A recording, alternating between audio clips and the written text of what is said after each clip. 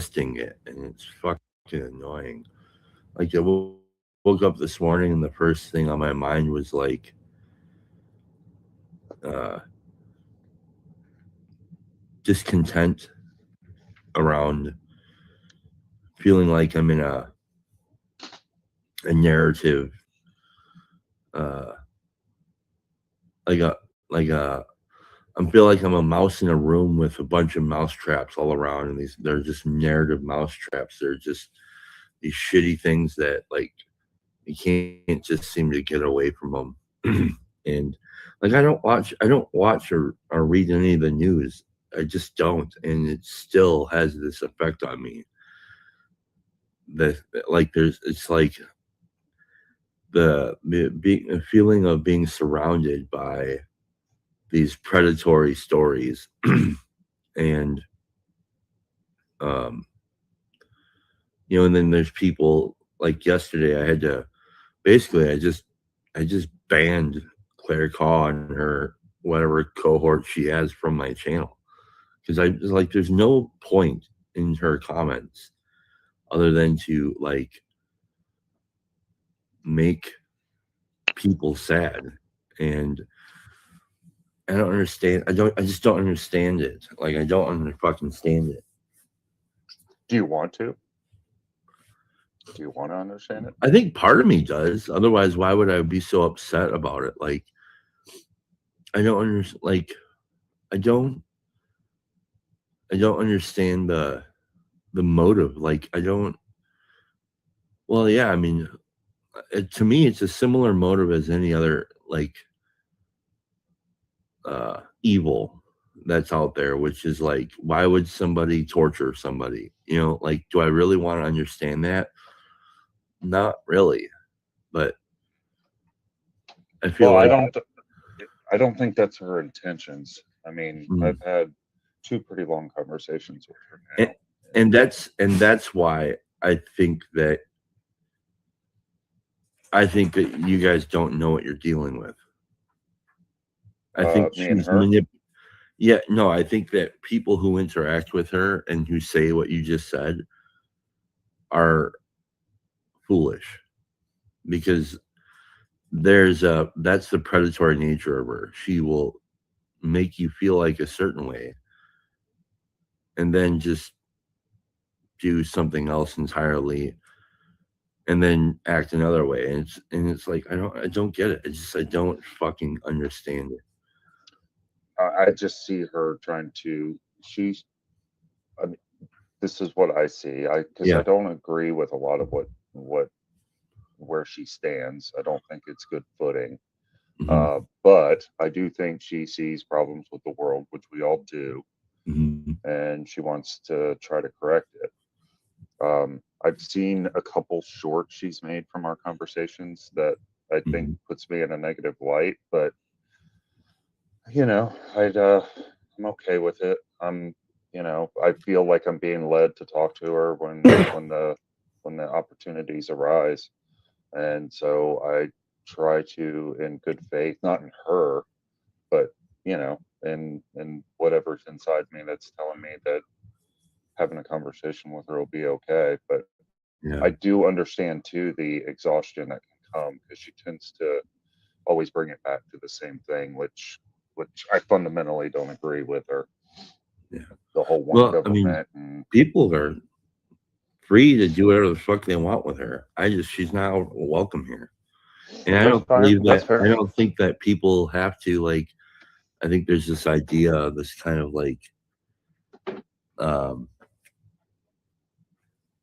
this like implicit idea that we have to be kind of hospitable to everybody. And no, I don't. Fuck her, and I don't like. I think I treat her as if I would any kind of predator, basically, because that's what she is. That she's an attention predator, and like I think that she's a like a Joker figure. She just doesn't. Mm. I can't decipher what is genuine and what is not, and it's a mockery, and it gets under my skin, and I can't stand it. And Yeah, I think one of the things, both of our conversations happened on her channel, so mhm, you know, let her run it the way yeah. she wants, and that's all right. So But that's for one your of the channel, yeah, that's you get to yeah, choose who you want to talk to. You get to yeah, go where the spirit leads you, and if that's where it's leading you, then more yeah. power to you. You know. Yeah, so that's one of the things that was on my mind because it's like that and you know, all the fucking headlines and Mm. like there's just so much and it's just like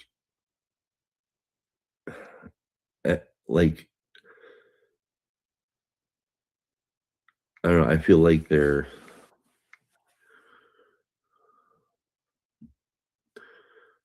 um just there's just manipulation all around the place and I'm really worn out by it. And I wish I didn't care. And I wish it didn't bother me. And I wish I could just be the kind of person that just turns my mind off from the things and just is like, yeah, whatever. And I could do that for a while, but it's exhausting. I And mean, does it help like thinking about what you have control over and what you don't have control over? I mean, isn't that one of the tenets of the kind of path you've been on? Is kind of no, recognizing I don't what think you. so. The the yeah, I don't really want to talk about that. And Sure. I try to now that I'm kind of out of anonymity, I don't really I try not to go there. Sure. But the idea is like, yeah, is there control? Like I was talking with somebody yesterday about you know, I'm on my way home from work and I just feel alone. I feel very alone. Um and I know the facts on the ground aren't that I'm alone.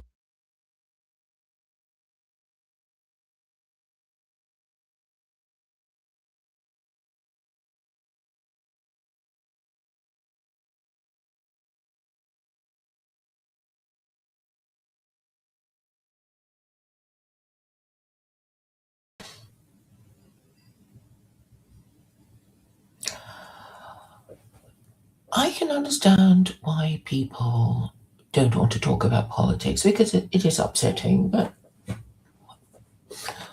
if we have problems and there are solutions, why can't we talk about them? And if you don't have solutions, then you could listen, couldn't you?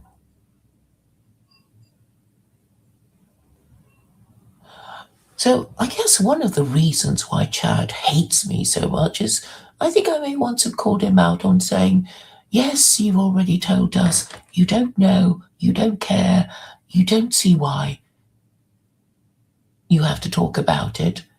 And then he just repeated himself. So I said, well, you've already said that. You have already told us. You don't know, you don't care, you don't see how it matters.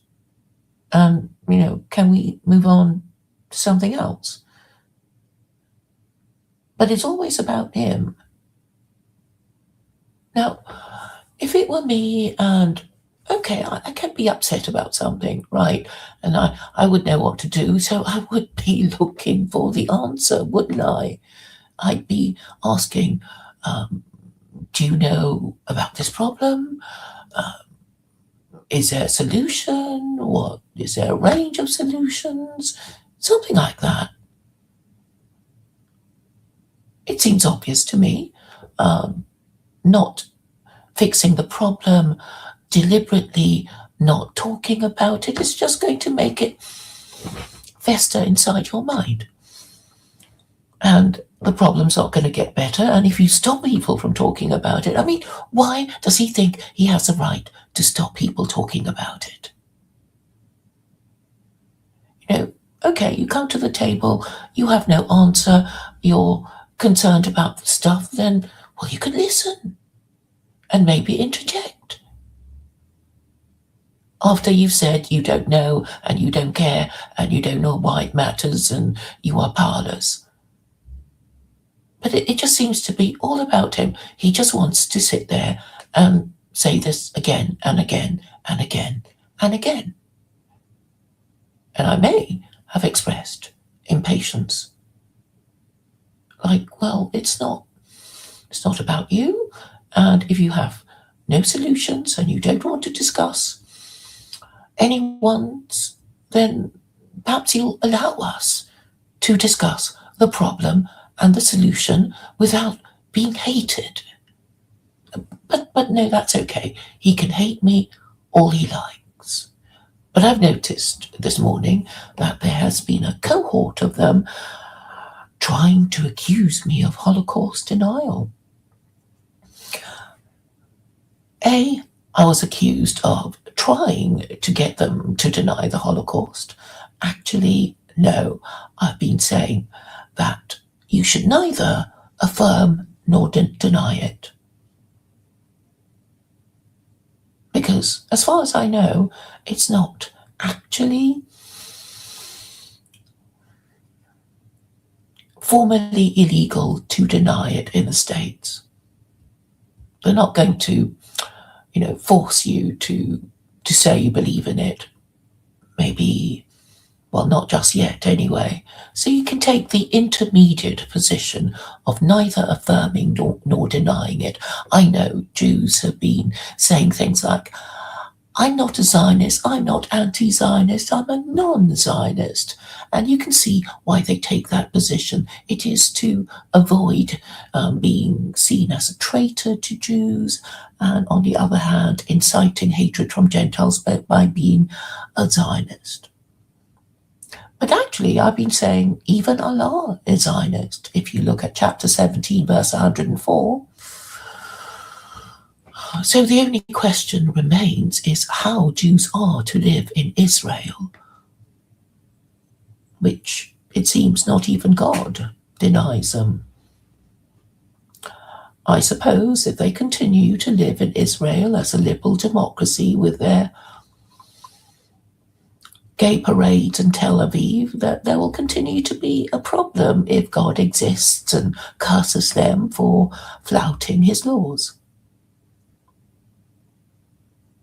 But I have never told anyone to affirm or deny the Holocaust. I'm just saying it's inconsistent with being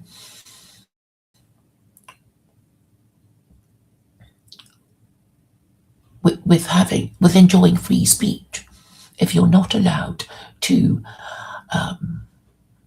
talk freely about the Holocaust without being accused of being a Nazi or being accused of being a Holocaust denier because of spiteful people who want to get you into trouble because they can't stand your guts. Right, Olsen?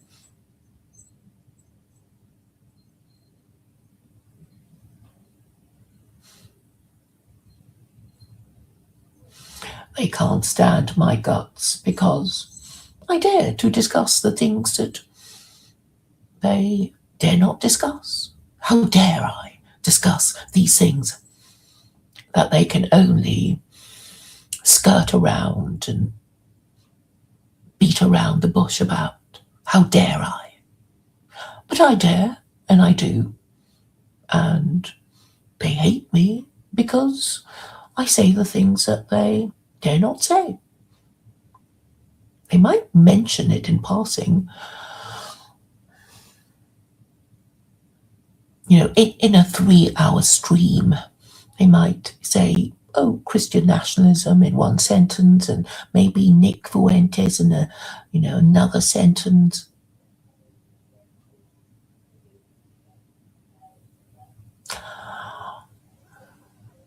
But I think Chad is discovering that there is no escape.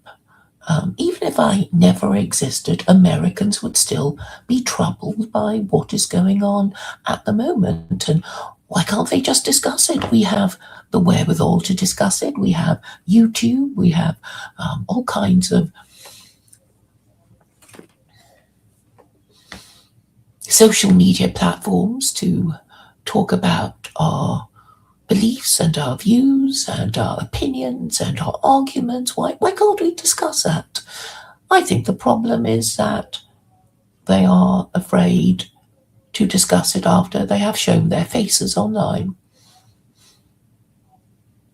And I'm saying they shouldn't be afraid to say what they're concerned about. But I think many of them are terrified of their wives, in case their wives should have a look at their YouTube channels and see who they're talking to. This is what they cannot bear. The shame of it, really, the shame of it. They dare not even say how frightened they are of their wives, who have deprived them of their First Amendment rights without passing a law. They just have the right of no-fault divorce, and you will find ample evidence of wives divorcing their husbands for being Trump supporters. So that fear is real. And Chad, in a previous video, did say that he just wouldn't know what to do if his wife divorced him. But is that my problem?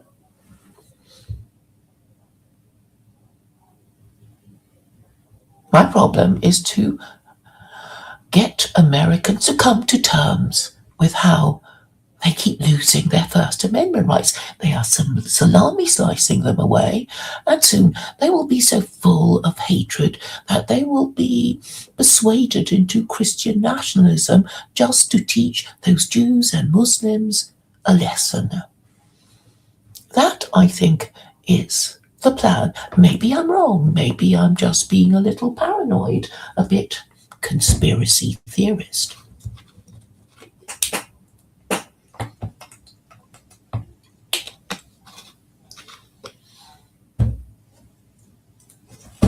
But it is shameful, isn't it? It's so shameful that they can't admit it.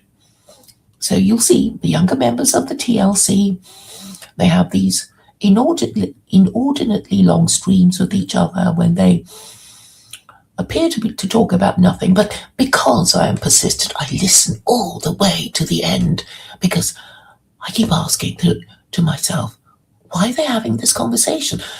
But I asked AI and they said it's something to do with the algorithm. So YouTube rewards you with, people watch a long time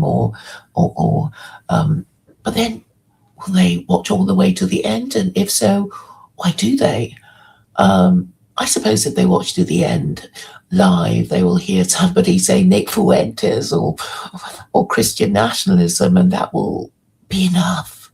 That will be enough for them, because they are so starved of hearing the things they need to hear to think they're not the only ones thinking these thoughts, that they will stay till the end of a 3-hour, 2-hour stream just to hear those words, even if no solution is being proposed. But there's a simple solution to their problem. They could abolish no-fault divorce. They could talk about abolishing no-fault divorce, couldn't they? Or are they so afraid of their wives that they dare not even think the thought, let alone speak the word? Hi, Scott. Thank you for coming. I hope you will join me.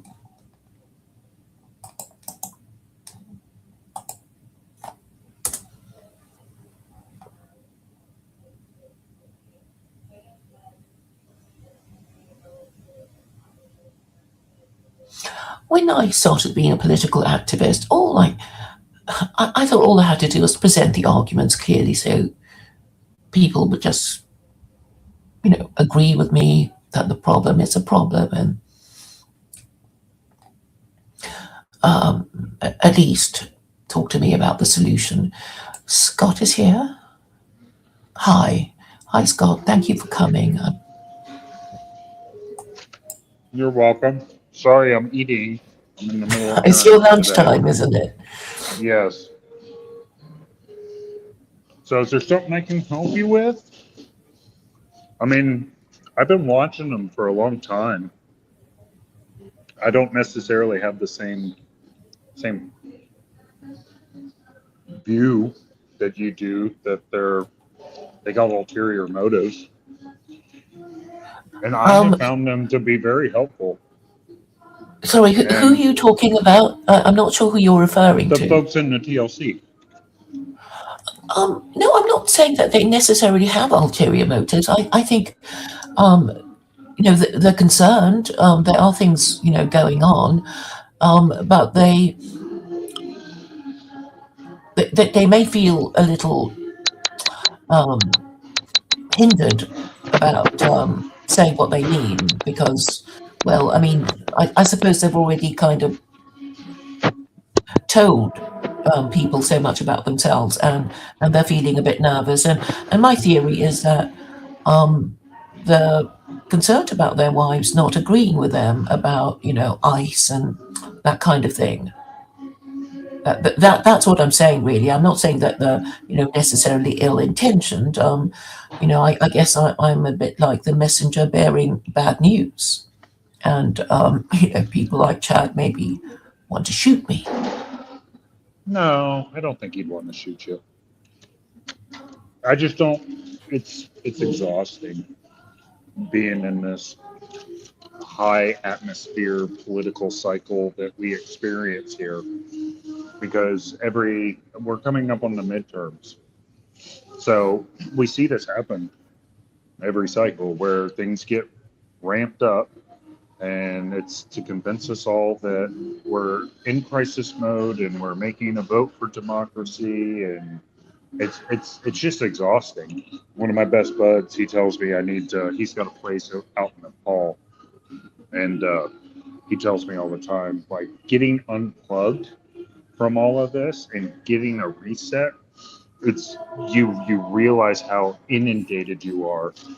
And I don't want to speak for Chad at all, but I think that's what he was speaking to with the manipulation that's everywhere, because it's all for a reason, whether it's to grab your attention on YouTube, or whether to vote a certain way, or whether for what you're speaking to, for us to continue to give up our rights.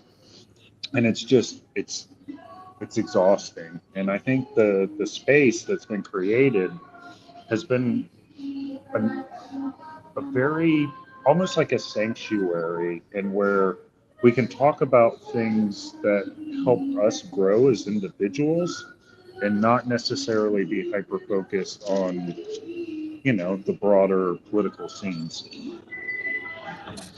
Yes, and what I thought Chad was saying was interesting. He said he's been trying, well, to ignore it, and actually, I don't even listen to the news. I mean, it just comes at you. You're on, any social media platform. It just comes through your feed, even if you don't. And I don't listen.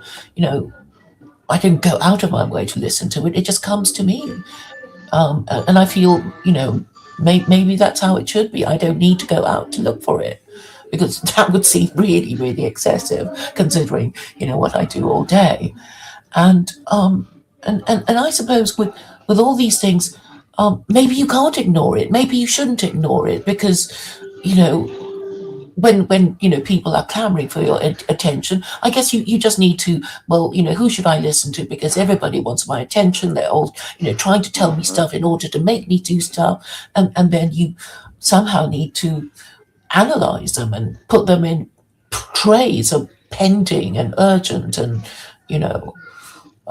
miscellaneous, or whatever it is, and I suppose, yes, we're all being, ramped up into thinking, particularly in Europe, that, Trump, orange man bad, he's going to take Greenland, and Canada, and, maybe, and of course, Europeans also have their problems. And, I guess Americans have also. And I might add just that none of us are experts in the area. Like, you can't know all the things there is to know to make a proper decision. So, just to add on to your list there.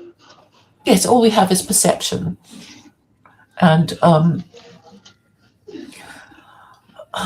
should we just ignore politics, thinking none of it matters and we're helpless? Because that seems also to be a counsel of despair.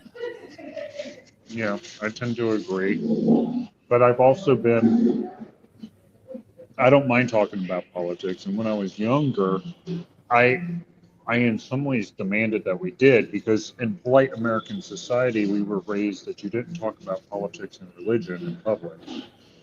Right? That's how you ruin relationships, whether they be business relationships or what have you. A really kind of poignant thing I think was when Michael Jordan was asked when his shoes were being sold, that he should speak up about, I forget the exact thing, but maybe Rodney King or something that happened back then. And he said Republicans buy shoes too. So we were raised to, I don't know if it's exactly the same thing, but kind of that tall poppy syndrome. Those were third rail topics that you didn't talk about.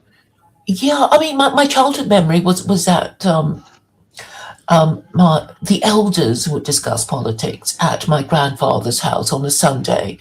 And this was what I Right. remembered, from childhood. And recently I spoke to an Australian who said, I'm talking to you because I can't talk politics with my family because, basically his wife has told him not to, not even at family reunions.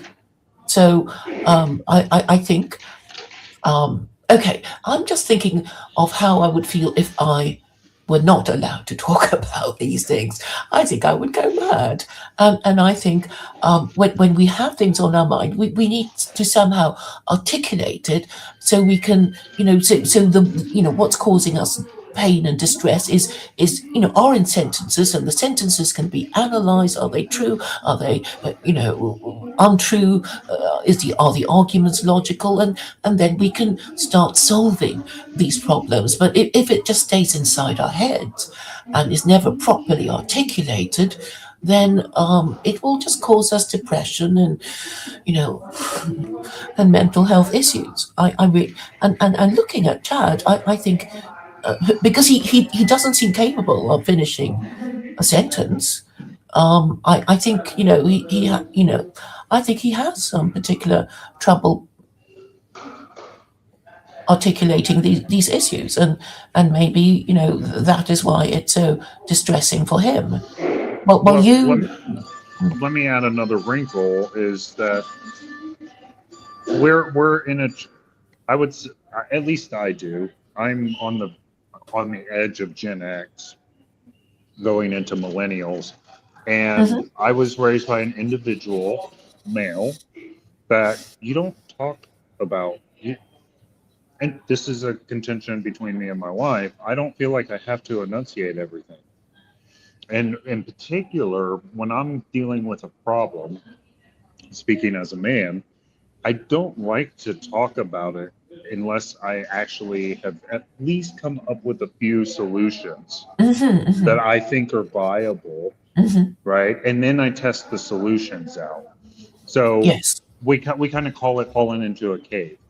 At least that's how I see it.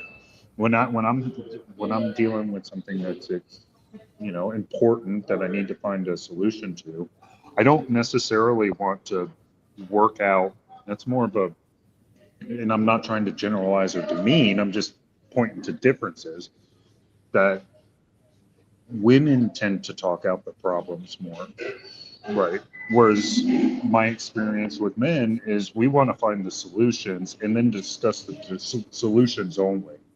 We don't want to spend a lot of time talking about the problem, Mm. right? Because Yes. we Yes. all kind of know what the problem is. I think most people agree with you that we feel like we're losing our rights. Hmm.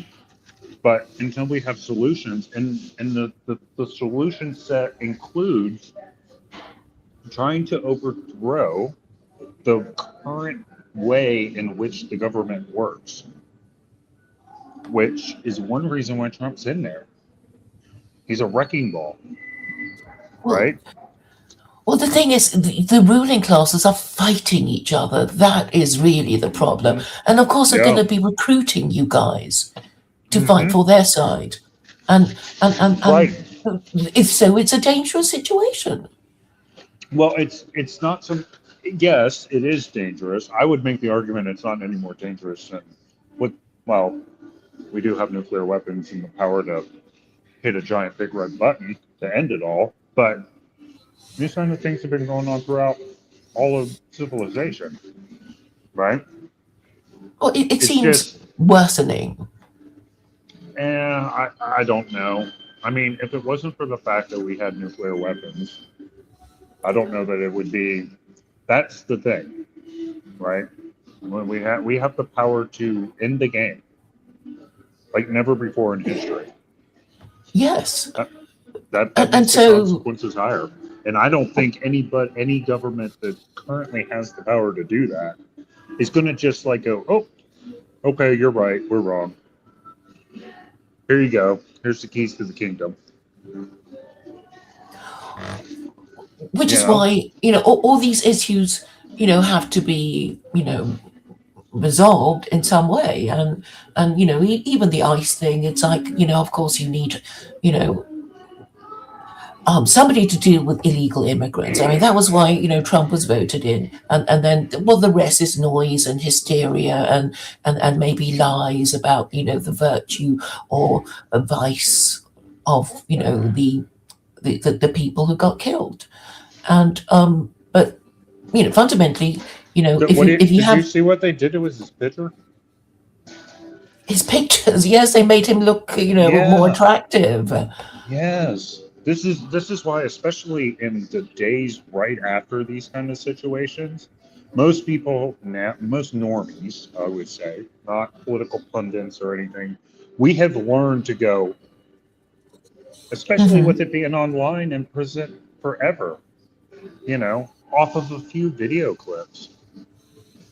No, I don't want to give my opinion because, quite frankly, I don't know. I wasn't there. I didn't see the 45 minutes leading up to it. Apparently now there's some video of him smashing up one of the cars. Mm-hmm. And provoking them.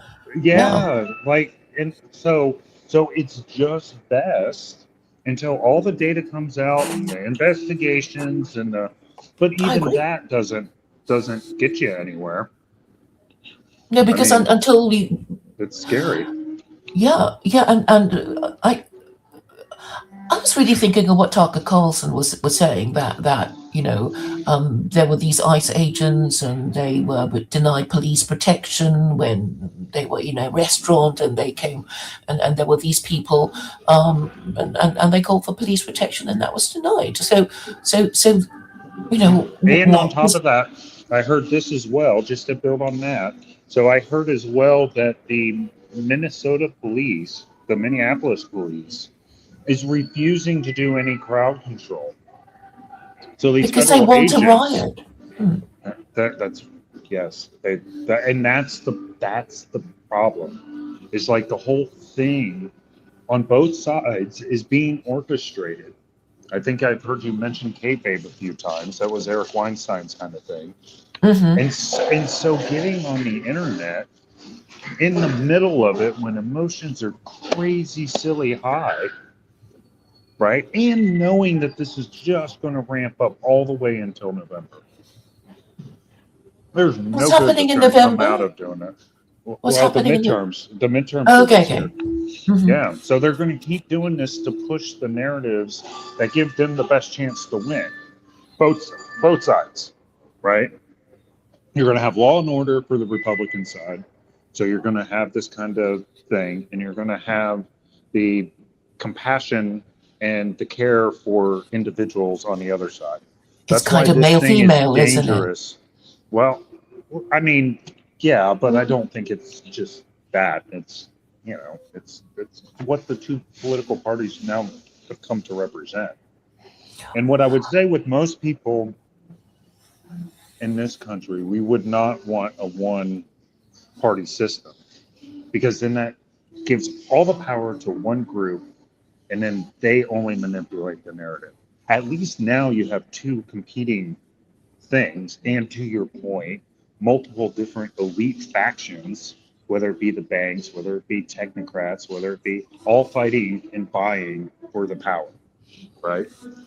So at least you got not one person disseminating the narrative and turning us full on Orwellian, right? I think more of the issue what I would like to see happen is actually a third party, somebody with an option. But then I see you We've guys have had a third parties in the parliamentary UK. system. Right. So, and it's not working well there either. But at least things are divided out a little bit more, which was the beauty of the way they set up our current government experiment, is that no one branch of the government could be more powerful. You know, But maybe this the thing is solution. supposed to work out in the laws and in the courtrooms. You know what the number? We're supposed to, as citizens, attend jury duty. It's one of the Mhm. most people get out of going to jury duty all the time, and that's your opportunity to participate in the government outside of voting. But it's one of the most shirked duties Mhm. that anybody ever does. Same here. So Um, you can blame us. What you're rightly doing is blaming us. But I think everybody agrees fundamentally what the problem is. It's just, well, the problem is that it's our ruling classes are fighting each other because of the party system. That's what I'm saying. So if we can imagine that it's okay.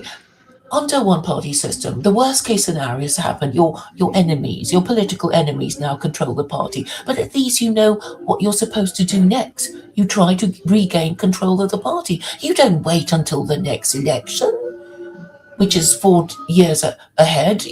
Because everything is kicking, the problem down the road. And so you don't actually solve the problems. And maybe Yeah, a but lot of I don't problems think- are not being solved because it's like, oh, we're not going to solve it in this time, so we're not even going to try.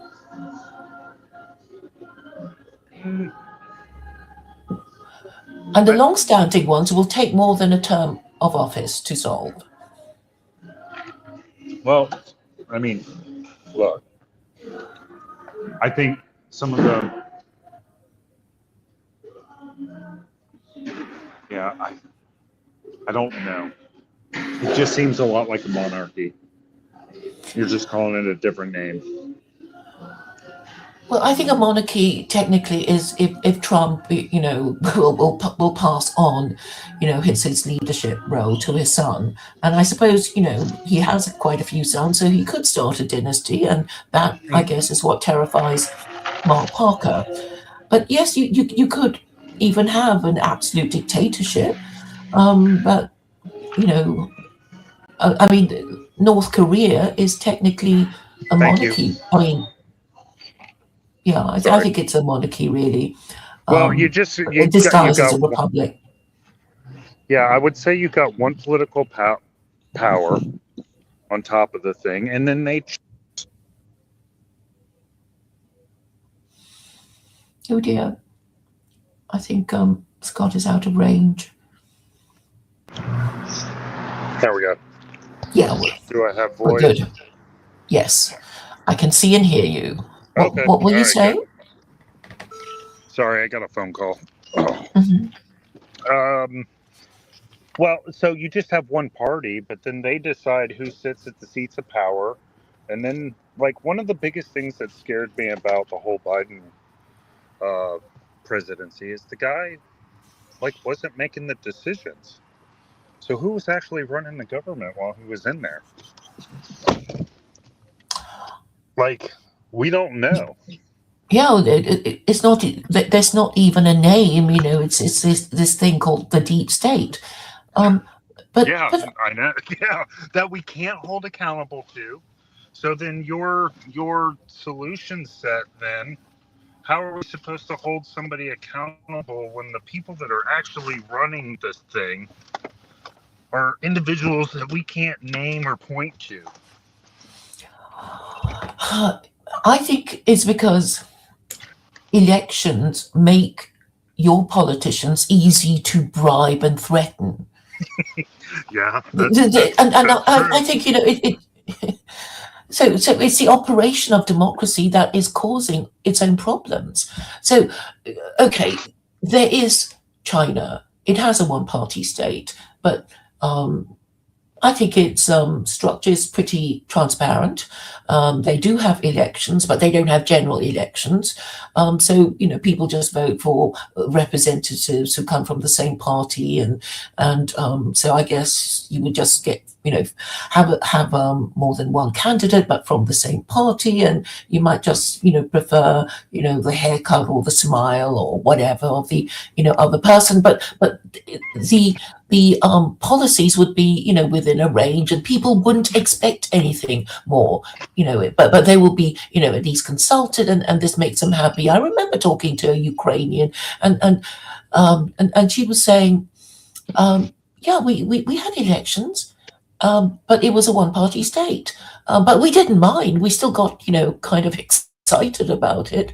So I guess the appearance of consultation is, you know, I mean, if you do it nicely, people will feel consulted, and that is, you know, probably enough. I mean, all they have to do, all our ruling classes have to do, is give the appearance of not being They evil really don't, or because stupid. even the illusion of choice is something that is important to people here. You know, George Carlin had a skit on this.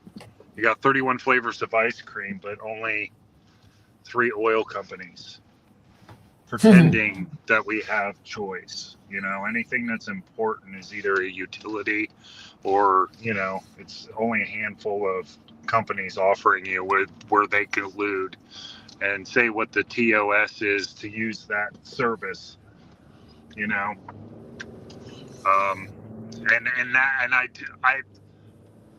At least it's 3 individuals or companies or entities that have to collaborate enough, right?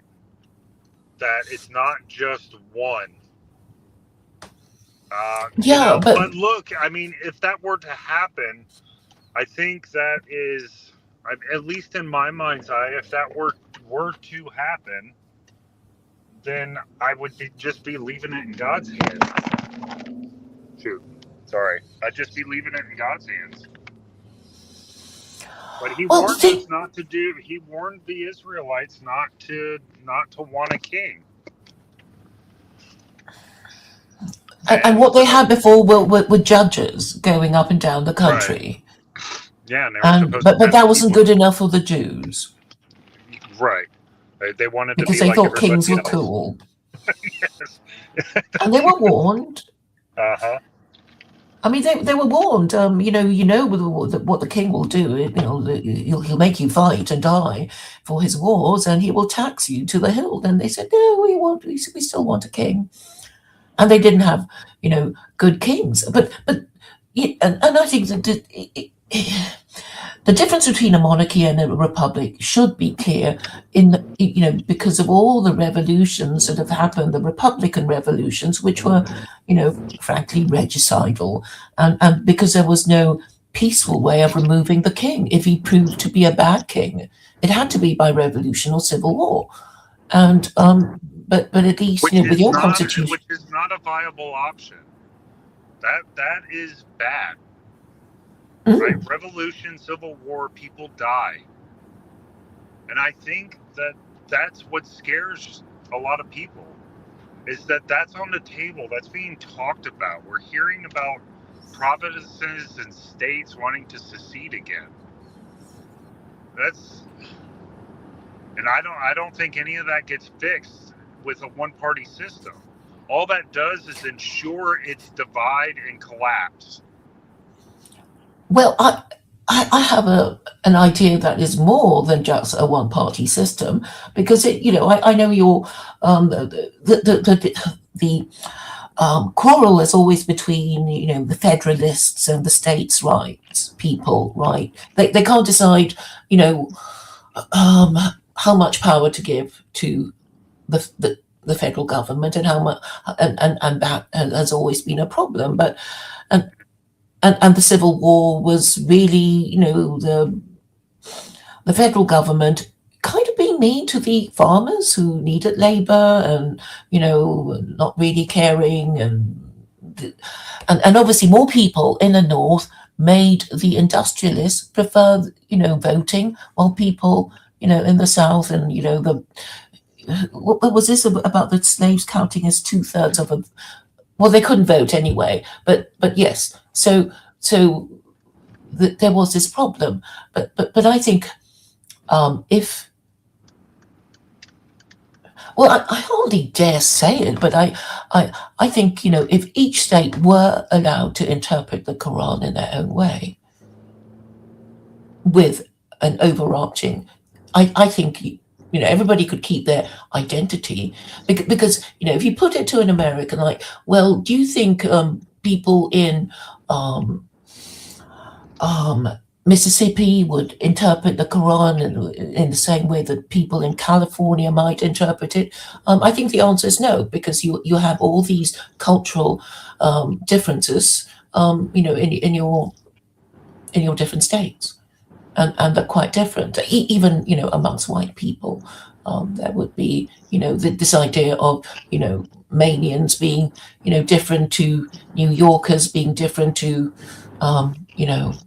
people in North and South Dakota, that kind of thing, because of the culture would be different. But if you allow people to do certain things in their own way, then they wouldn't want to succeed so much. Yeah, I think that's fundamentally what most Americans want. They want the government out of their back pocket, and they want the government not telling them what they can and can't do, as long as it's not hurting anybody. Mm-hmm. Right? That's basically it. That's what, and I would think that's what most people across the world would want. That's what's so beautiful about the Constitution. It's basically stating what universal kind of thought processes. The problem is now is that, like, you're and to your earlier point about free speech, you're saying now that my words cause harm. Like, yes, I know my words can cause harm, and I try to be very careful about what I say, but then that doesn't give you the right to throw me in jail, right? That doesn't give you the right to then punch me in the face if I say something you don't like, or that offends you, or offends somebody that you care about. And that's really where things have gotten over the last kind of, I don't know, call it a decade or so. But I don't think that, look, I haven't studied the Quran. I did study the kind of overarching kind of premise behind Islam. And I don't think that you're going to get a lot of Americans willingly accepting that doctrine. For one, we're too lazy. We're not going to pray 5-6 times a day. No. It's not like that. Okay, I'm not even Muslim, and it's important that people understand that I'm not even Muslim. So what I propose cannot be called Islam. It's only called a legal system based on. I did not know that. Yeah. So I think, I know I have a kind of, overtly Muslim avatar, but I think it's kind of, it gives me opportunities to explain. So if you ask any Muslim, what secular Quranism is, they'll probably, hiss and spit and say, oh, she's not even Muslim, she can't even, read Arabic, and her silly idea is in no way Islam. Yeah, I understood that it's not supposed to be written in anything but Arabic. Well, I mean, no,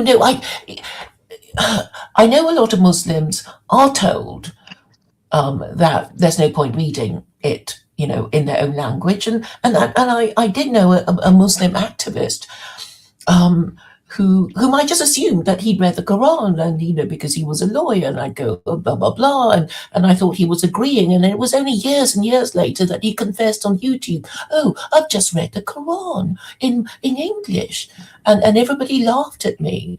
And it's like this is the retarded attitude they have towards their own book. They think knowing how to pronounce the words in Arabic is reading it, but they don't know what the hell it means.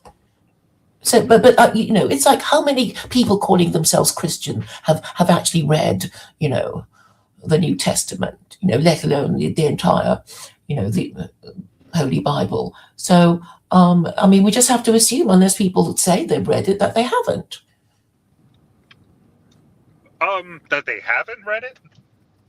Well, yes, I think, unless people say, "Oh, I've read it," I think we're entitled to believe that most people, even if they claim to be, I don't know, Hindu, Buddhist, whatever, you don't expect them to have read all their scripture, unless they're, high priests. I see all of it. Got it. Yeah, they might know, a kind of The child's Cliff Notes. version of it. Yeah, the Cliff Notes. Yeah. But I think it would reward people, because the Muslims have made it. They've added a whole bunch of stuff that wasn't even in the Quran because it wasn't, oppressive enough. That it doesn't mention stoning, it doesn't mention, horrible punishments, but they kind of like the Jewish ones, which they've incorporated into, their legal system. And what I think a lot of people, even Muslims, do not seem to acknowledge is that while the Sunnis say they have 4 rightly guided caliphs, the implication is that all the other ones were not rightly guided, and they were not rightly guided because they were absolute monarchs who you would expect would ignore the Quran when it suited them and would sign the death warrants of any Islamic scholar who had, a new and threatening interpretation that they didn't like. I mean, to this day, in Saudi Arabia, I mean, lots of Islamic scholars are thrown into jail, for having an interpretation that the king doesn't like. So, and this kind of delegitimizes the opinions of Sunni scholars who live in the Gulf kingdoms or any kingdom. And this is something people don't quite recognize. I mean, I find it difficult. You're saying the political system got hijacked. Yes. And do you think that is easier or harder being under a one-party system or a two? It's easier under a one-party system if it's transparent, right? You know who's actually in charge, and you have elections, and obviously you have to genuinely consult the people to say, how's my agricultural policy, how's my transport, environmental, whatever policy. I mean, you have to genuinely care and not sort of only pretend to consult and say, right, you seem to have agreed with whatever policy because you haven't rebelled, so we assume you're going along with it. It has to be genuine consultation, or the people will be restive and resentful. And the thing is, in theory, we already have all those laws. You have antitrust laws, but you don't enforce them. No, agreed. That's one of the conservative arguments about we don't need more laws. We just need the ones that are on the books to be enforced. And so, but they spend hours and so they can make their new laws that have new pork and new, yeah. No, I agree with you. It's all, and both parties are doing it. It's again, it's the illusion. But in the act of them even having to keep up the illusion actually makes it more difficult for one person or a very, very small group of people to hijack that system. Right? You have to have coordination and effort, and that gives us, whether it be false or not, it gives, I would say, the American people at least a warm blanket to know that as things are awful and we live in a world that could be ended or unalived, as the kids say, with the decision of a couple people to throw a few switches. I mean, I think that's an important thing to keep harping on. I'm a Second Amendment advocate, but here's the thing: we cannot storm the Bastille in this day and age, which is You why don't we have have a to. Second Amendment. What I'm It's saying not- is you don't have to. I mean, the point is the TLC are genuine people. They're not, crazy people with an anonymous avatar. And Thank you for acknowledging that. and that's why you are such an important demographic. Your fathers, you have children, you have businesses. You're not going to say anything crazy, and you do genuinely want to not leave things in a mess. And But I think and that's why I've been trying to yeah, explain okay, things. well that's good. I'm glad to hear that, because I don't, like I told you on that little text thread or whatever, the comment thread. I've enjoyed our conversations. I don't think I'm speaking so far out of pocket. I would just ask that you offer them a little bit of grace. I mean, you see what happens when politics gets talked about. It's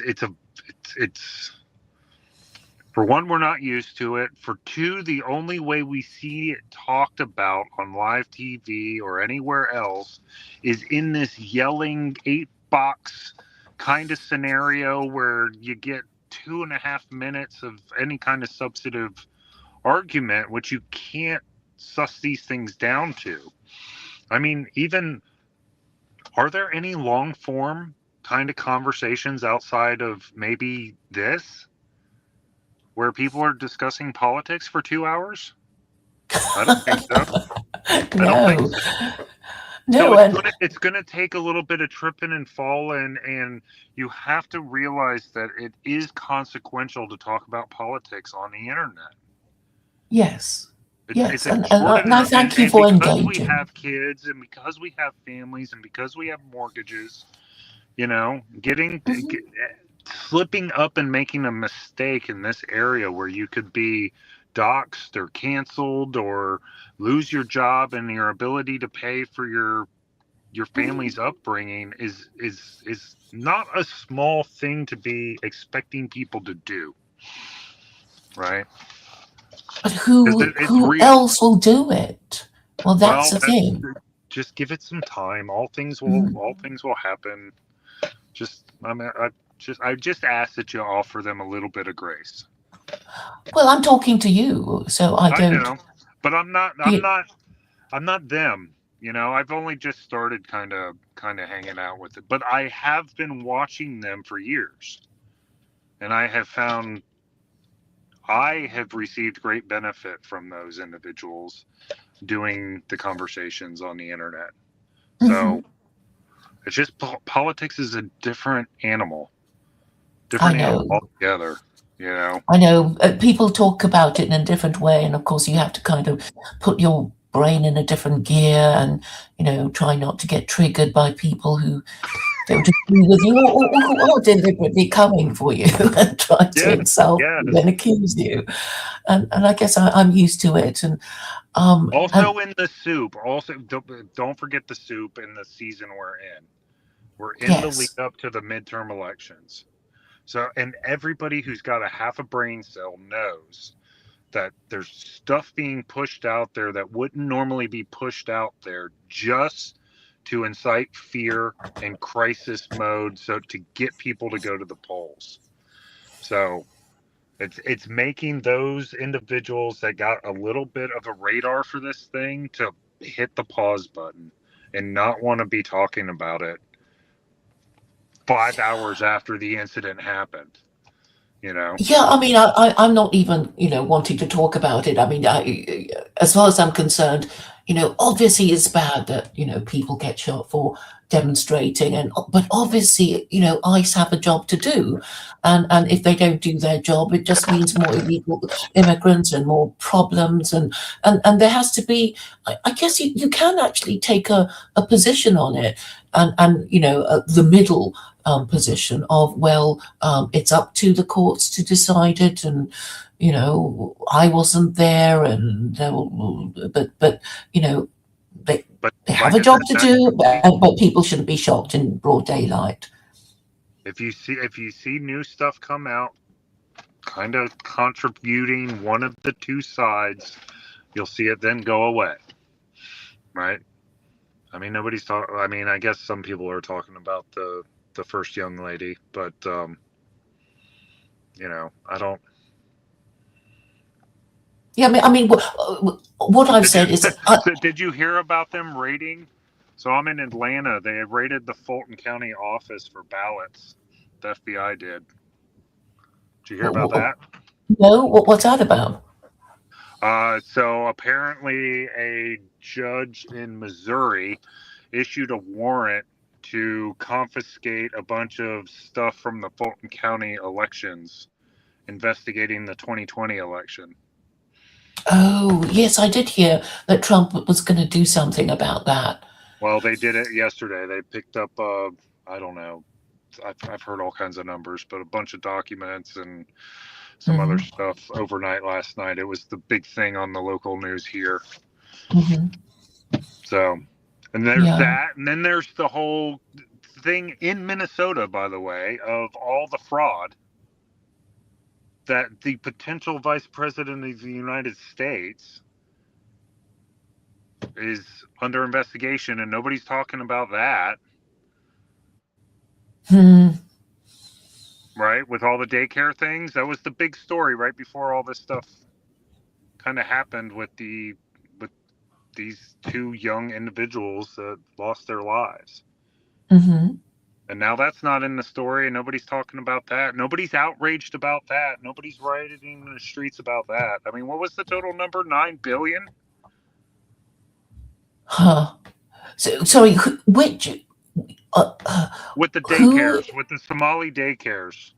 Yes. In Did you say Minnesota. something about the president? Because Walz, he was running to be vice president. So imagine if he was vice president right now, because him and Kamala won. I mean, it's all dog and pony show. It's all dog and pony show to get people upset. And what it does is it takes you off your focus of what your life is really around, like what you're supposed to be doing. I'm supposed to be being a good father. I'm supposed to be being a good husband. I'm supposed to be a caring individual for my patients. I'm supposed to be loving my neighbor. Minnesota is maybe my brother, but it's not my neighbor. My neighbor is literally the guy right next door. How many of us have stopped and talked to the person that lives right next door to them and had a cup of coffee with them and asked them about how their kids are and how their life is, or how they're doing with their cancer treatment or whatever? I can't help the poor mother of any one of those individuals that lost their lives over the last 2 weeks. But I can make the life of my neighbor better by stopping and waving and telling them, I appreciate you. And people are still kind and good. But I don't think that following these narratives keep you good and kind. They make you can't ignore and upset and calling each other evil. It's gross. But I suppose in a way, people who feel compelled to discuss these things, I guess, they just have this weird mindset that they feel compelled to talk about these things. But somebody needs to. I mean, this is what I'm trying to say. Somebody needs to talk about it, even if most people, don't care. I think you need to breathe. I think you need to have your daily bread. but I don't think that you need to talk about the fact that there's a tyrannical government, and there always has been, and there always will be. I think we forget how blessed we are to live in the state that the world's in right now. This is not how it's always been. You know, we've got a taste of heaven on earth, I think, in the West, and we've squandered it. To your point, but it started by people giving a crap about their neighbor. Love thy neighbor. Yeah, like your actual neighbor. Well, the Quran talks about the neighbor that is nearby and the neighbor that is far away. It's Have you one. talked to your neighbor? Do you live in a flat? I do when I see them. I mean, some of them recognize me, and I recognize them. And yes, So if I it's so do, important to talk about, why not talk to them about it? because as Chad was saying in his sort of 20 rules, I think, and I actually liked what he said, that we owe it to ourselves to be even more antisocial online than we are in real life, because this is what it's for. It's for us to talk about the thing that we want to talk about, that we don't want to sacrifice our real life relationships with, for, and that's what it's for. And that would be my argument as to why people don't want to talk about this stuff on the internet. For it to be cut up and shown, and who knows if it goes viral. You know what I mean? You never know. You never know if something just kind of catches a tide, and the next thing you know, they're talking about it on MSNBC. Well, that would be a good thing, wouldn't it? I mean, maybe. I mean, I mean, look at if you Jordan haven't Peterson. Jordan misspoken, Peterson hasn't developed all great things from his fame and success. Lindsay Lohan hasn't. Oh, what about the Hawk Tuohy girl? I wonder if her life is better. Jordan Peterson. Let's stick to Jordan Peterson. Well, I mean, I think the problem with him is that he didn't have the courage of his convictions to even state his actual belief in God. He refused to say, and he thought it was a personal question.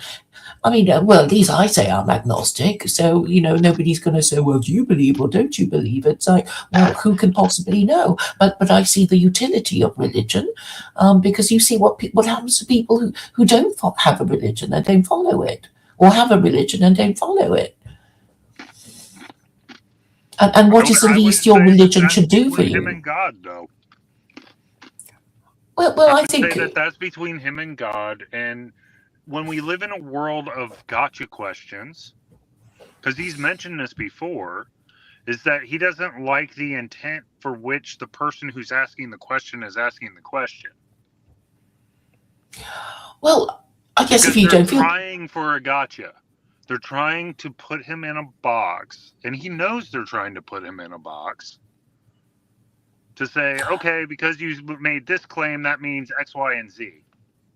Well, we have to be logical in, our arguments, because if it's not logical, then people will undermine our arguments by saying it doesn't even make sense what you said, because it contradicts what you just said a moment ago, that kind of thing. But this is how I think Jordan Peterson was a lot. He was really smart and really careful about what he said, right? Not only but ultimately, he didn't believe in what he said. Maybe. I'm not going to make that judgment. He saw a miracle happen, or at least what he stated was a miracle that happened with his wife. Like, maybe what if he does believe in the pressure of saying it and publicly announce? Maybe it's more of a Nicodemus situation. He sees it, he believes it, but the enormity of the pressure that it means to pick up your cross and carry it is too much for him. Well, I mean, that's my suspicion of Jordan Peterson. Maybe he's educated enough to know that he can't, if he said he believed in God, then he'd be asked, are you Christian? He might be in difficulties there, you see. Yeah. I don't think he came from a particularly religious background. And if you said you're Christian, people are going to say, well, are you Catholic or are you Protestant? Are you blah, blah? And then, people will pick everything apart, which is, well, if you have a religion, it should be easy to defend. It should be logical. I guess, Why? Jews and Muslims Why have the should it be? advantage. Why should Why it be what? easy? What if you have a religion? Why should it be easy to defend? Because why then should it it'll be be easier to logical? believe. It'll be easier to believe, and you will have the confidence and conviction to defend the principles of your religion. And the most the least your religion should be doing for you is to support the institution of marriage, because, well, it seems to me that religion is about frightening people into getting married and being responsible married parents. I know people laugh, but it's like, yeah, it's a least. I'm It's a not laughing least. at you. I mean, it's so much more to that than for me. Of And course, it's more to, because you take it seriously and everything, but from an ethnographic point of view, okay, just seems so reductionist. Like way. Like, how did we end up with that? I was well, thinking about an okay. I mean, analogy of a roux. How did we end up with that roux? well, because if the government wanted to continue governing people, then it would support marriage, because their job is to breed us, right? And we have to kind of be vaguely productive citizens and not criminals, and do what they say. I don't think the government wants any of that. I think the Well, government. yeah, Yeah, I think I think we've entered like an almost post-human kind of thing. I well, think that that's not good, is it? yeah, no, I don't. But I don't think the answer is to give that thing more power or make it easier for one person to. It's in being as human as you can with with the people around you. But people want a leader. I mean, that's why Trump is so Yeah. frightening to the liberals. He's this alpha male. Nobody can deny it. And he's changed the mood. He just by entering a room and, being what he is, the liberals are running scared. And that's why they're telling all these lies. That's why they're getting so violent. It's kind of, they probably think it's now or never. We have to act now. We have to, incite insurrection before he becomes king. That's why you have this no kings thing. I know. I think. I understand why they're doing it. Like I can put myself in that mindset and understand why they think it. But I also think the thing was happening in the other direction. You just didn't have a king. You had a blob that you couldn't point to. But they were still sending the edicts down. They were still saying that Christianity was the main evil in the world, because Christianity says that two men can't get married, or two women can't get married, or you probably shouldn't be killing babies out of the womb. Right? And they were calling Christianity evil. They were calling parents who didn't want their kids to read books about oral sex domestic terrorists. When the parents would go to these school board meetings and start reading from the books that were found in their kids' school libraries. It's outrageous. It's outrageous, but they were putting them on terrorist watch lists. But there you are. The narrative is all important. On the other side. I mean, like. Yes, but that's the problem when your government is actually promoting the policies of Sodom and Gomorrah. That's what they're doing. And that's why I think the focus shouldn't be on the governmental level. The focus should be on convincing your neighbor and being a good neighbor and loving the waitress and not ordering the waitress around like she's your servant girl and actually tipping her properly Or who knows, maybe giving her a big fat tip just because you were moved to do so. That's how you Mhm. fix the world. You do not fix the world by taking one group of people's power away and giving it to another. Communism is not the answer. It's Well, you working and politics. building communities. Well, politics is something to do with the rules. It's something to do with morality. It's something to do with narratives, and it's I think politics comes out a of the swamp, people. but you need to wade through it, don't you?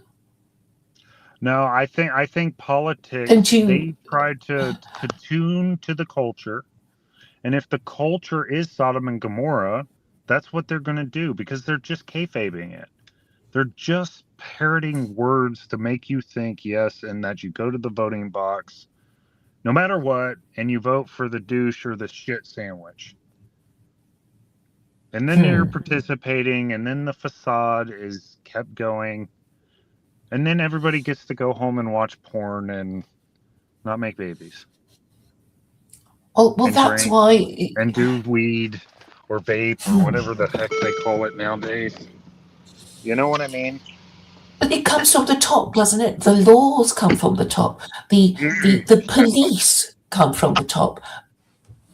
I actually think ICE it's agents. emergent. I think it comes from the bottom. Well, people say that people deserve the government they get, and there is probably some truth to it. Yes, there is, and that's my belief that God is sovereign and He's going to put leaders in place to represent the people. Oh, He's let me go. Thank you. Well, maybe he's saying, I'm going to keep punishing you if you don't obey my laws. I don't know if I would agree with punishing, because I think we're doing it to ourselves. We're making the decisions at our level, at our individual level, that allows the culture to turn into what it is. Yes, by not taking his laws seriously, by not taking the narrative seriously. I would say by your activities of daily living. Do you wake up grateful? Do you put a smile on your face? Do you wave to your neighbor? Or do you flick them off because they cut you off in traffic? I gotta go, Claire. Sorry, I've paused long enough. Thank you for joining me. I'm very grateful. Okay, have a good day. Bye.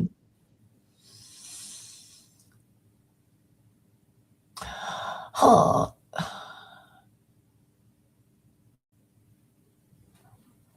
Okay, I was trying to say to. Okay, Deja Vu You has said a few things.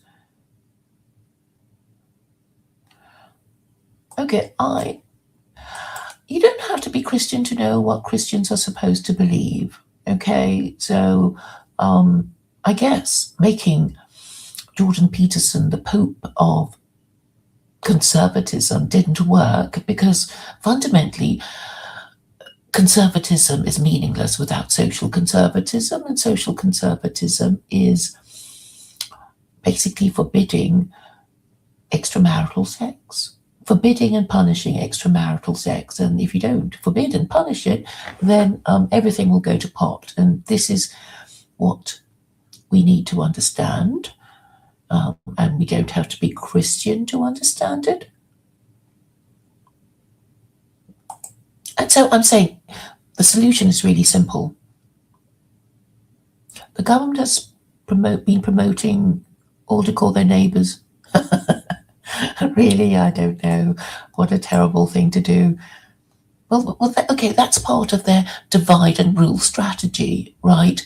If you're a tyrannical government, you don't want all the people at the bottom to organize themselves to overthrow you. So,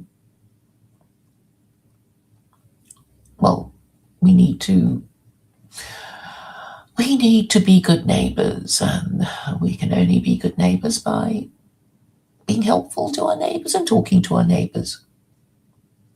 So I am saying that the government is promoting the policies of Sodom and Gomorrah, and and we know what happened to Sodom and Gomorrah. It was destroyed because there were not even 10 good men in Sodom and Gomorrah.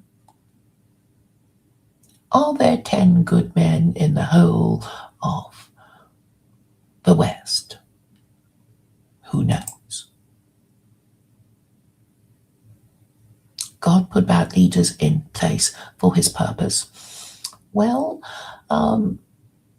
or bad people put bad leaders in place because people deserve the government they get, and suffering is punishment for sin.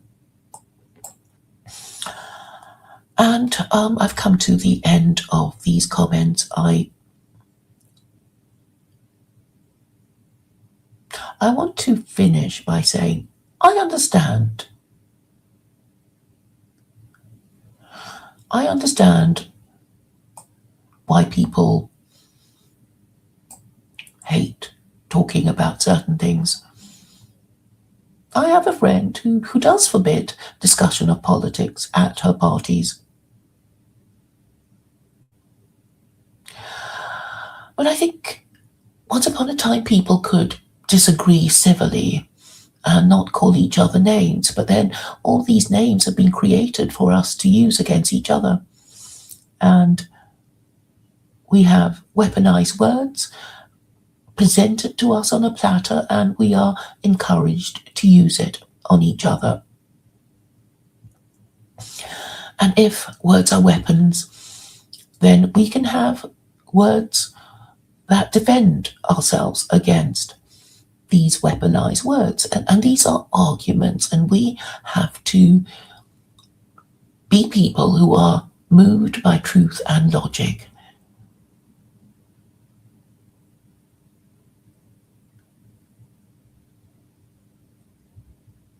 And if you want to call people names, you should be able to back it up.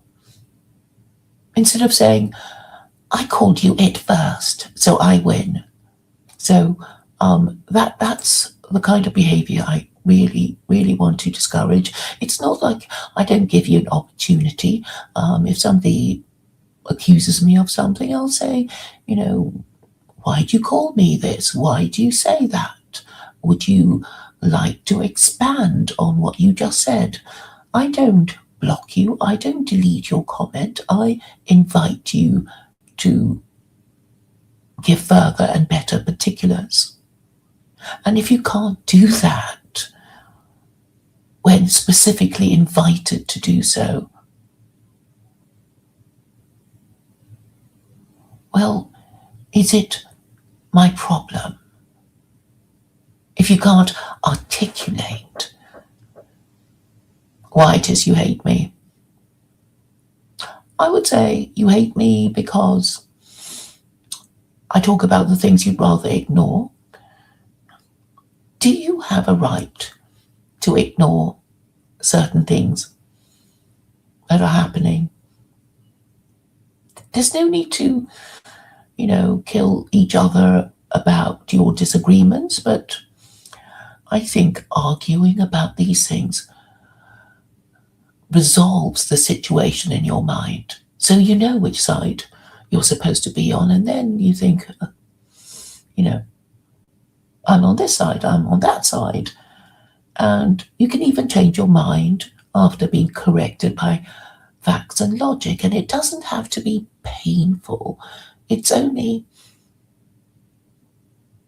well, there are people who want to make it painful for you. They want to accuse you of all kinds of things, to discourage you from discussing certain subjects. Maybe they just hate you for being able, for even wanting to discuss the subjects that they feel they're not comfortable discussing.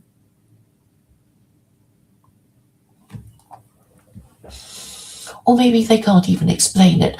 There is this idea of crabs in a bucket. When all the other crabs would stop the crab that can get out of the bucket from getting out of the bucket.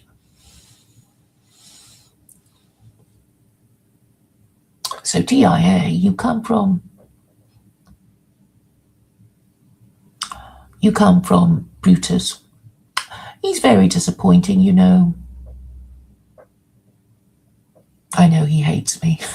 He's another one who hates me because he knows where it's all going, and he hasn't got anything better to propose, and so he's just having individual conversations with his Anglo gang, which I suppose is better than than all of them hanging out together for 3 hours, shooting the shit and not really saying anything much. So that's an improvement.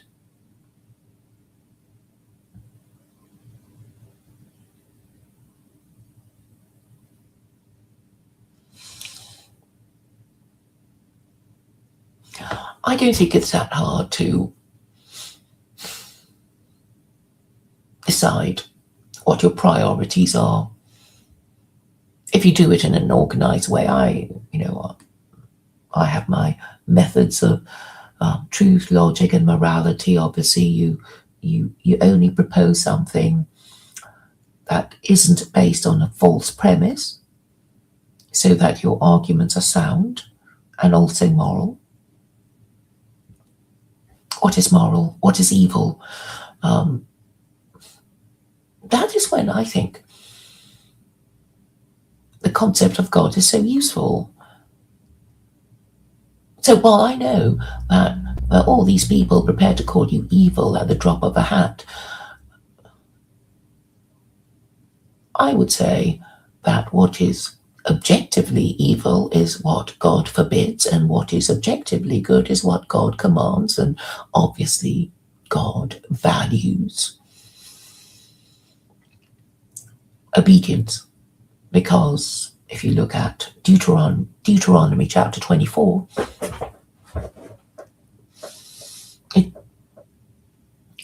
there's a list of blessings for obedience and curses for disobedience. So, that's the incentive structure.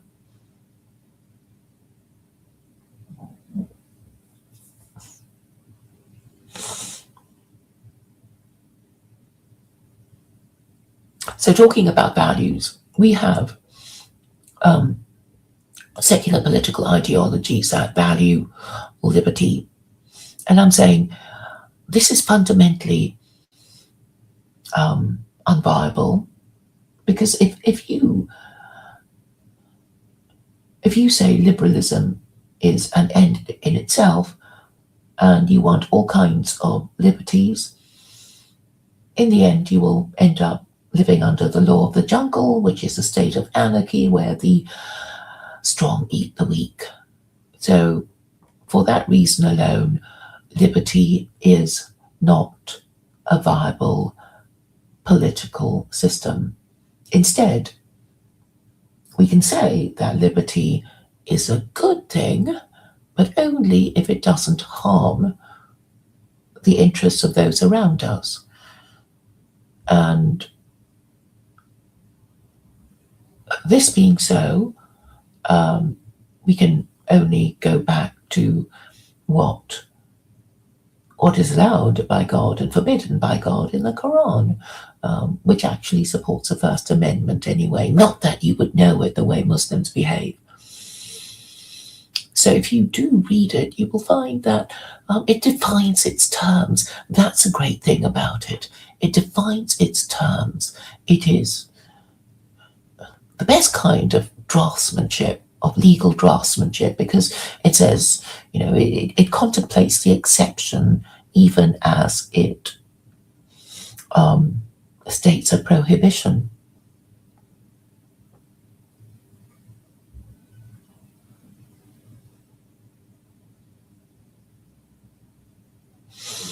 Dr. Mengele is laughing at me for talking about the Hasbara agreement when I meant, of course, the Havara transfer agreement, which is an argument for suggesting that even the Nazis were Zionist. Because the whole idea of Zionism is if you want to expel the Jews in your country, then you need a place to put them, and therefore you will have to say that Jews have a right to go and live in Israel, and they should go to Israel. And Ken Livingstone, the former mayor of London, got into trouble for referring to the Havara transfer agreement when he referred to the Mufti of Jerusalem, saying he would only take the able-bodied Jews and not the old ones, because the Nazis were, planning to send him their Jews. I'm just trying to make it easy for people to discuss these things. I like to think I will give people the opportunity to speak and develop their thoughts, and I think I am performing a service for people. I suppose some people do not think that my streams are a safe space, but then where is a safe space? Yes, you can work it out inside your head and never tell anybody, but that's not the point of it, is it?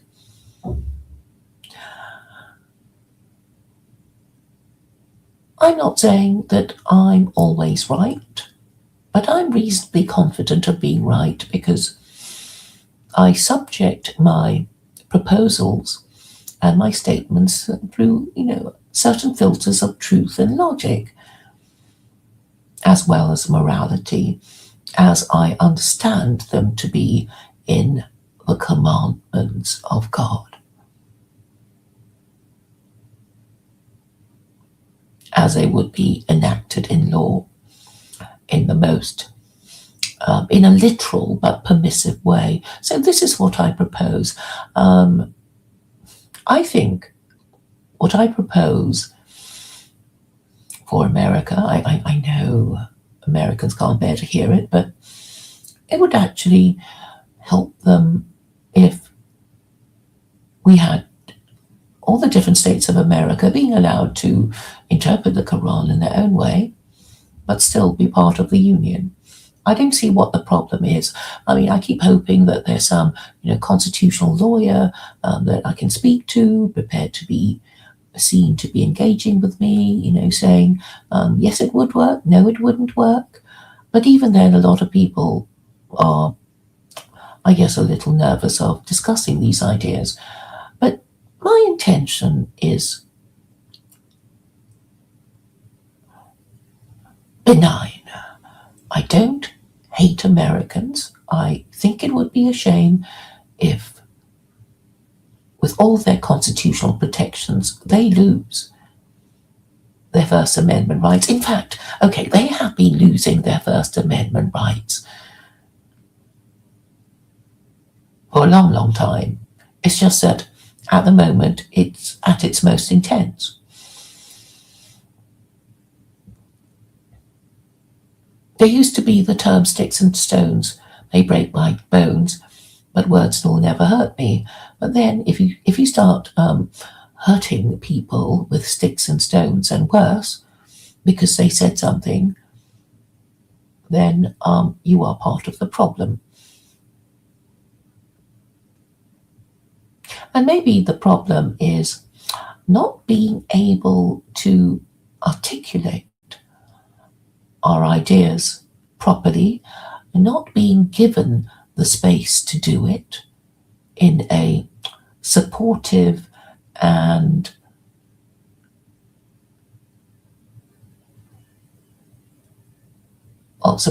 safe place, and people just not being able to finish their thoughts and sentences, that because of their ADHD or their inability to concentrate for long enough.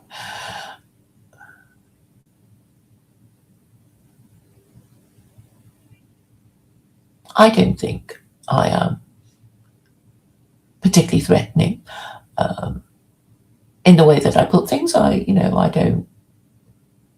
Okay, I have been known to yell at people, but that's the exception rather than the rule.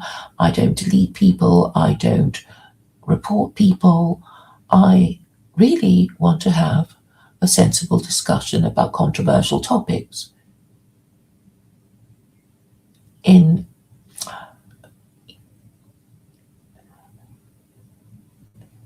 without using words that confuse people. So that's what I want to do. Obviously, I have a theory. Obviously, I have a narrative. And I think if people are too afraid to discuss these things, they are not making the most of their opportunities online. I know there is an argument for saying we can talk and talk and talk and talk, and it never, ever gets us anywhere. But I think it has therapeutic effects in that you at least know on which side of the argument you come down on. And we should also allow people to disagree with us without being mean. And I think on the whole, I'm really, whatever my faults, I allow people to say what they think and give them the space to say it, and even steelman their arguments. I think I do all these things. So I don't think I'm guilty of being a tyrant. I don't want to get people into trouble. But I think that you have no choice but to consider things that are happening instead of ignoring them. Because if you're ignoring them for a particular reason, because you're afraid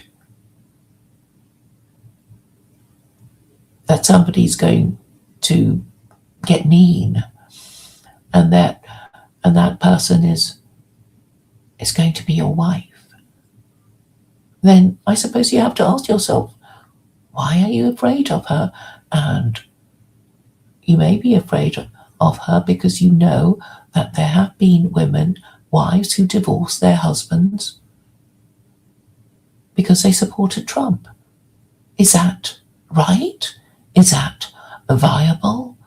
Isn't that an abomination?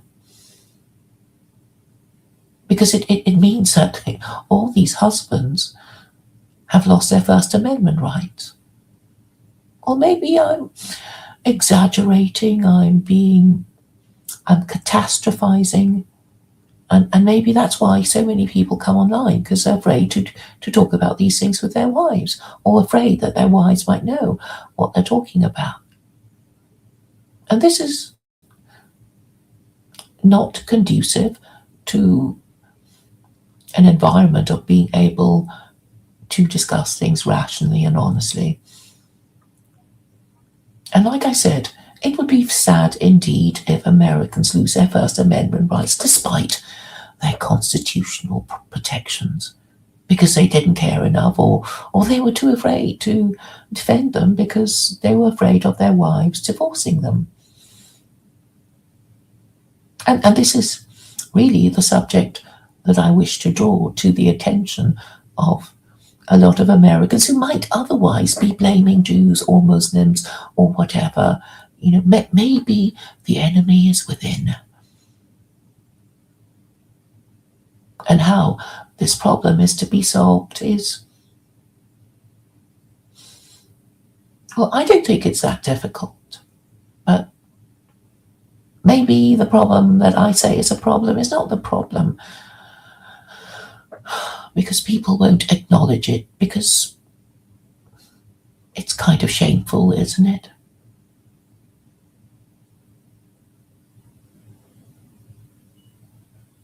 But if we don't acknowledge the source of our problem, we will never solve it. We will just be scapegoating everyone else and taking it out on everyone else but ourselves.